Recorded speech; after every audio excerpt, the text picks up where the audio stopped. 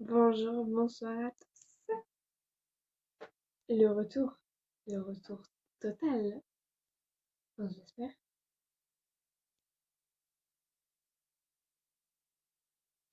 Sur ce, mes petits gens, aujourd'hui, nous allons prendre l'alphabet elfique.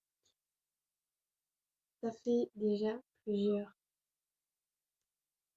vidéos que nous travaillons le Quenya. Mon bureau va se casser. Et bientôt, dans normalement 4 vidéos, car c'est ma numéro 5 sur mon planning, nous allons apprendre le Sindarin, qui est une autre langue elfique. Mais avant tout, il faut prendre l'alphabet elfique.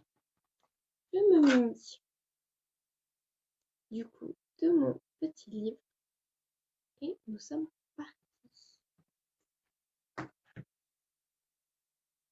J'ai totalement, normalement, un son de brin car mes écouteurs m'ont lâché 5 minutes avant que je commence. J'ai fait clairement 15 minutes de vidéo pour me rendre compte qu'il n'y avait aucun son.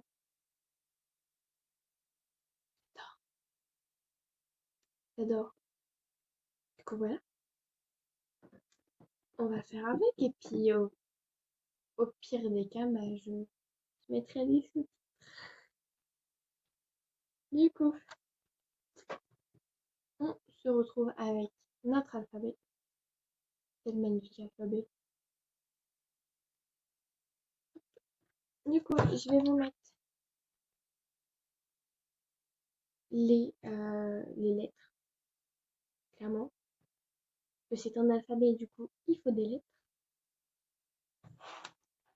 Et ensuite, je vais vous expliquer les prononciations qu'il y a dans le Quenya. Et du coup, plus tard, je vous expliquerai celles qu'il y a pour le Sindarin. Car elles sont différentes, ce qui est normal pour deux langues différentes.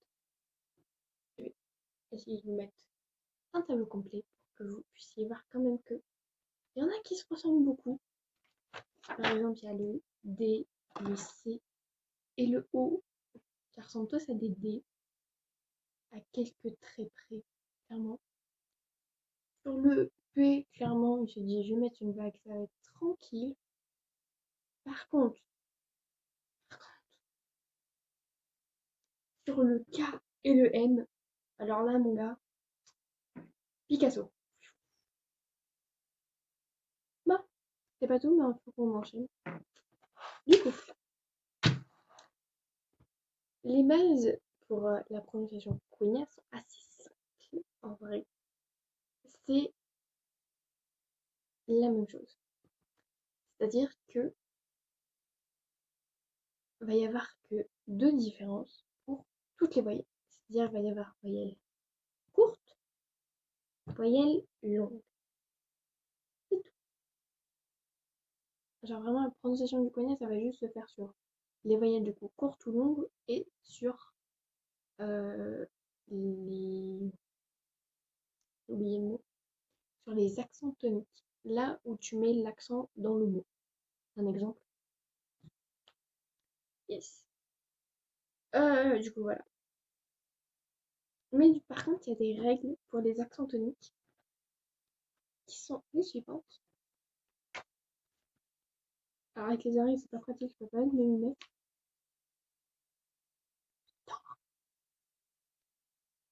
Du coup, pour les accents toniques, avec un mot à 2 syllabes, l'accent est sur la première.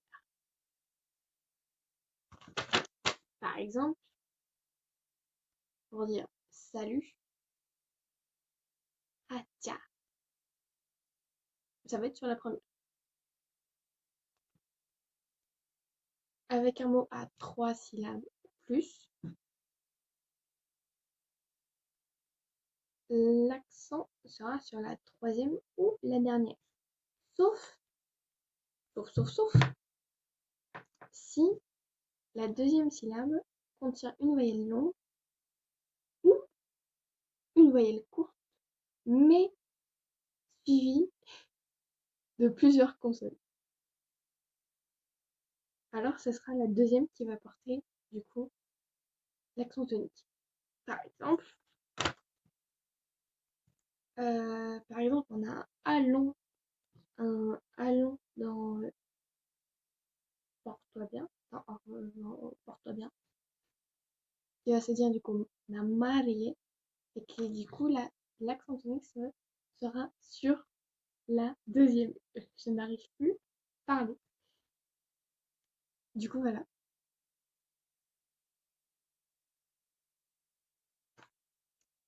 Quoi d'autre? En fait, le reste, vous allez le voir du coup dans le Sindarin. Parce que Sindarin, il y a beaucoup plus de, de prononciation. Genre, même les consonnes, elles ont une prononciation différente. Et il y a des diphtongues. Attention, on est parti sur un cours de phonétique. Cours de phonétique, c'est l'étude du son des mots, je crois, définition. Et en fait, du coup, les diphtongues, c'est deux mots qui en forment un seul.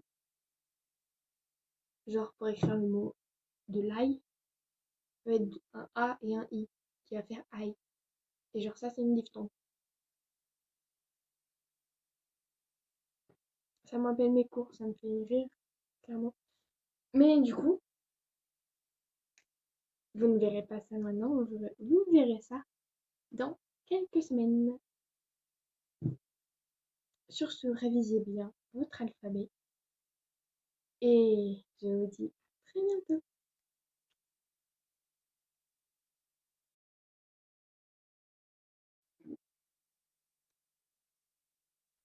Vidéo alphabet elfique.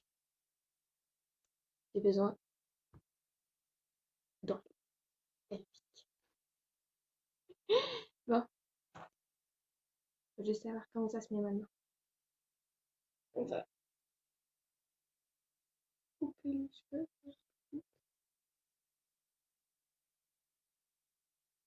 Peut-être un peu trop. Bon,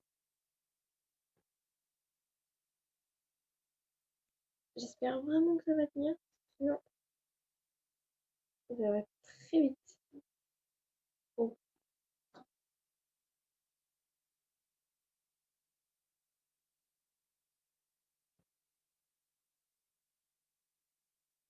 ça a pas l'air de tenir des masses, mais ça a l'air de...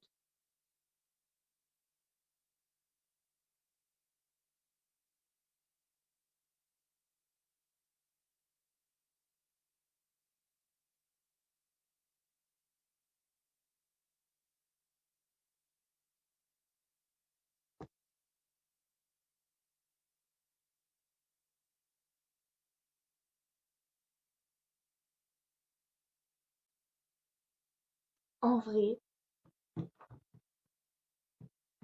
j'aime bien. Il a vraiment fallu genre une seconde pour me changer. J'aime bien en vrai.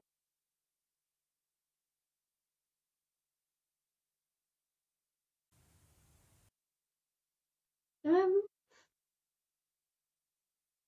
Moi, j'ai fait des vacances pas du tout planifiées de 6 mois.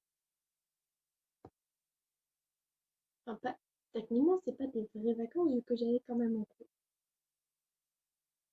J'ai fait des vacances mentales avec YouTube, clairement. J'en suis désolée. J'avais plus d'idées de vidéos, j'avais plus trop de courage non plus. Et du coup, c'est pas possible ça. Et du coup, je me suis dit, bah, je vais faire une pause, petite pause. Et me voilà 6 mois après.